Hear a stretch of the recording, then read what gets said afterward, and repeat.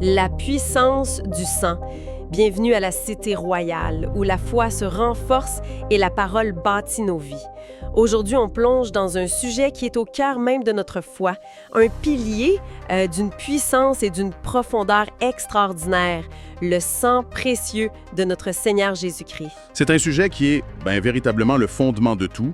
On va explorer ensemble pourquoi le sang est si central dans toute la Bible, de la première à la dernière page. Exact. Et surtout, on va voir que sa puissance, c'est pas juste un concept théologique lointain ou un simple souvenir. C'est une réalité vivante, une ressource spirituelle accessible pour nous, ici et maintenant. Qui apporte la guérison. La guérison, la protection, la délivrance, tout est là. Absolument.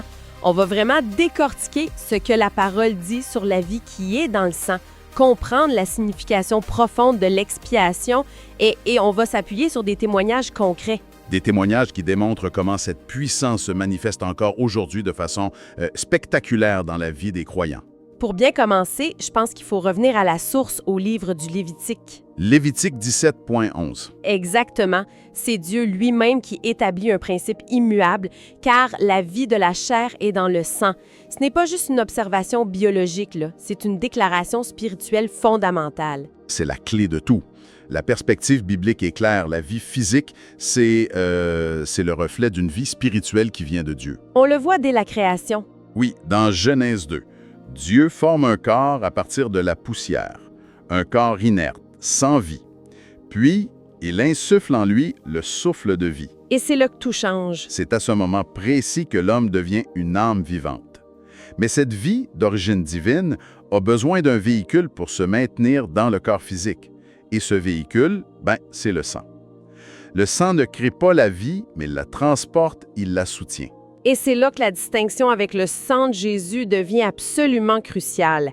Si tout sang humain transporte la vie, qu'est-ce qui rend le sien si unique, si puissant? C'est la question centrale. Le sang de Jésus est unique parce qu'il ne portait pas en lui la semence du péché hérité d'Adam. Chaque être humain né depuis la chute, on hérite de cette nature pécheresse. C'est inévitable. Mais la conception de Jésus, c'était un miracle divin. L'Épître aux Hébreux nous dit que Dieu le Père a préparé un corps pour son Fils. Le Saint-Esprit est venu sur Marie. La puissance du Très-Haut. Exact. Ça veut dire que le sang qui coulait dans les veines de Jésus n'avait pas une origine terrestre. Il venait directement de son Père céleste. C'était un sang pur, parfait, sans aucune trace de péché. Donc ce n'est pas juste un sang humain parfait, c'est un sang qui transporte la vie même de Dieu dans un corps humain. C'est une catégorie complètement à part. Exactement. C'est ce qui en fait la rançon divine, le seul prix qui pouvait être payé pour racheter l'humanité entière.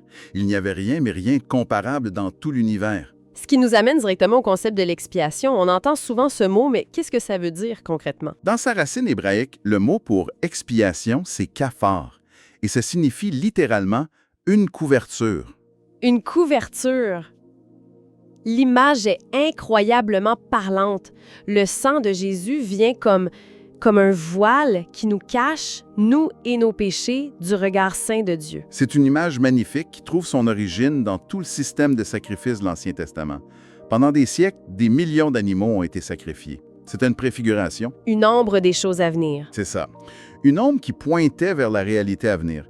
Chaque sacrifice était un rappel de la gravité du péché et du fait qu'une vie devait être donnée pour le couvrir. Et la valeur que Dieu accorde au sang elle est démontrée par l'échelle de ces sacrifices. C'est presque inimaginable. C'est stupéfiant.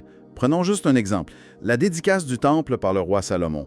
La Bible nous dit que 22 000 bœufs et 120 000 brebis ont été sacrifiés. Wow! 22 000 bœufs! On parle d'un fleuve de sang, là.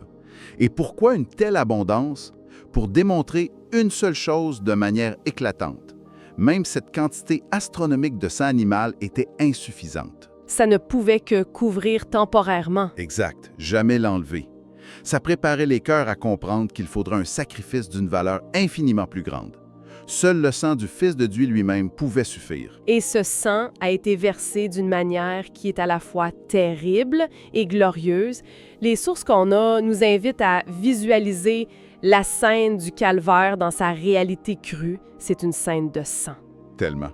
La couronne d'épines, qui n'était pas une petite guirlande, là, mais un casquette de longues épines acérées, enfoncé sur son crâne. Le sang qui jaillit, qui se mêle à ses cheveux, qui coule sur son visage, dans sa barbe. Ensuite, les clous. Des clous énormes dans les poignets. Le sang qui s'écoule de ses mains, de ses pieds percés.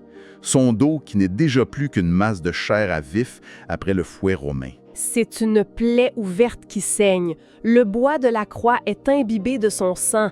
La terre boit son sang. C'était un spectacle de sang, le sacrifice ultime rendu visible. Et il y a cette dimension spirituelle que nos sources mettent en lumière.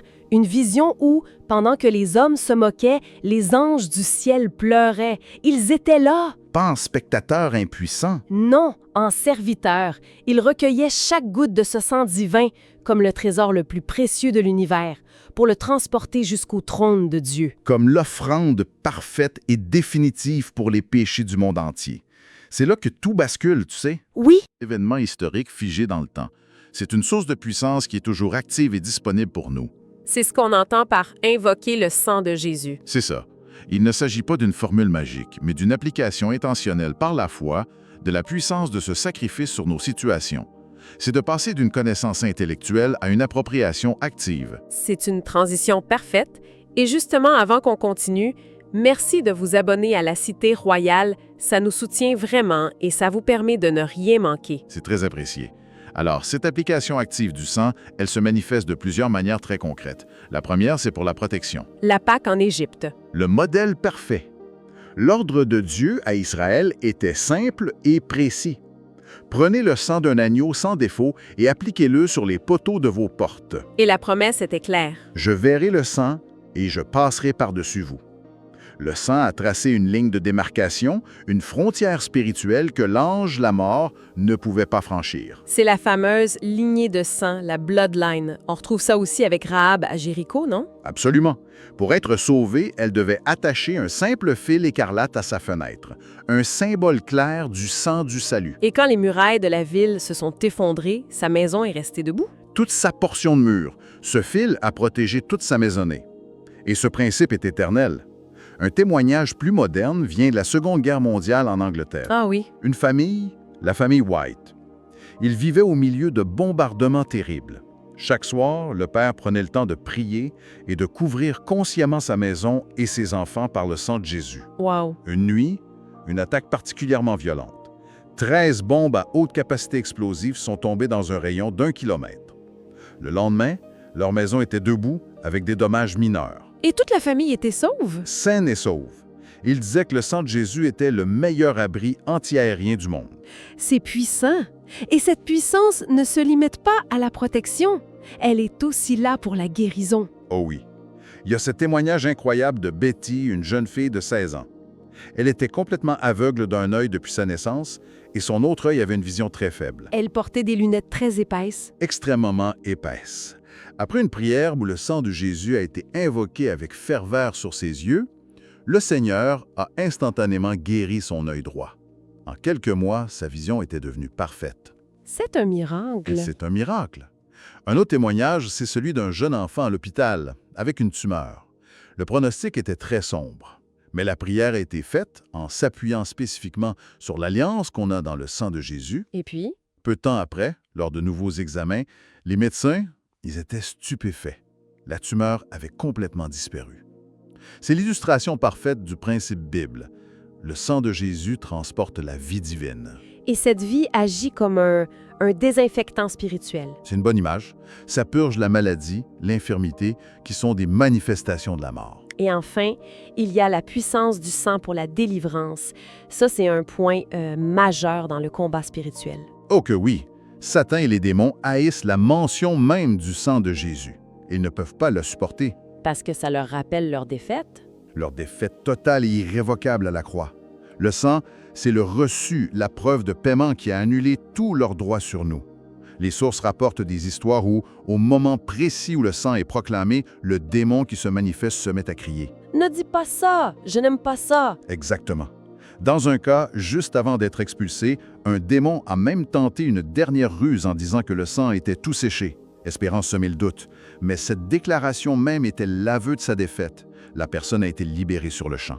Et cette application peut même être préventive, comme l'histoire de ce prédicateur Rudy Peterson. Oui, aux Bahamas, il arrive dans une petite mission et les cultes sont systématiquement perturbés par des gens du voisinage qui font un vacarme terrible juste à côté. C'est qu'avant le service suivant, Lui et un ami, ils ont fait le tour de la propriété en priant à voix haute, en invoquant le sang de Jésus et en traçant par la foi une lignée de sang spirituel tout autour. et le résultat, À partir de ce soir-là, tout le harcèlement a complètement cessé.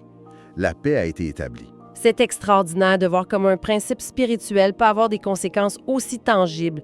Et ça nous amène à une dernière vérité, peut-être la plus profonde de toutes. Le fait que le sang parle. Oui, il parle à Dieu en notre faveur. C'est ce que nous dit l'Épître aux Hébreux, au chapitre 12. Il est écrit qu'on s'est approché du sang de l'aspersion qui parle mieux que celui d'Abel. Le contraste est saisissant. Le sang d'Abel criait vengeance, justice, Condamnation. condamnation. Mais le sang de Jésus, qui parle continuellement devant le trône de Dieu, il parle de meilleures choses. Il ne crie pas vengeance, il crie miséricorde. Il ne crie pas condamnation, il crie pardonner. Il parle de réconciliation, de paix, d'accès. Notre rôle, en quelque sorte, c'est de nous joindre à ce que le sang est déjà en train de dire dans le ciel. C'est une excellente façon de le formuler. Et ça nous On connecte à se notre retrouve identité très en bien. Christ. Le livre de l'Apocalypse nous dit que par son sang, Jésus a fait de nous un royaume des sacrificateurs pour Dieu son Père. Donc, on a un rôle à jouer. Absolument. Dans l'Ancien Testament, le souverain sacrificateur entrait une fois par an dans le lieu très saint avec le sang d'un animal. Aujourd'hui, en tant que sacrificateur de la Nouvelle Alliance, on peut entrer spirituellement dans la présence de Dieu à tout moment. Et quel est notre plaidoyer? Ce ne sont pas nos bonnes œuvres, Non! ni notre justice personnelle. Notre seul et unique plaidoyer, c'est le sang de Jésus. Ce n'est donc pas de la présomption de s'approcher de Dieu. Au contraire, c'est une confiance basée sur l'œuvre parfaite d'un autre. C'est ce que Hébreux 10 appelle une route nouvelle et vivante. On peut s'approcher du trône de la grâce avec assurance, avec audace, non pas à cause de qui nous sommes. Mais à cause du sang qui a été versé pour nous. C'est notre droit d'accès, notre passeport pour la présence de Dieu. Pour résumer tout ce qu'on a vu, le sang de Jésus, c'est le véhicule de la vie divine, une vie pure offerte pour nous.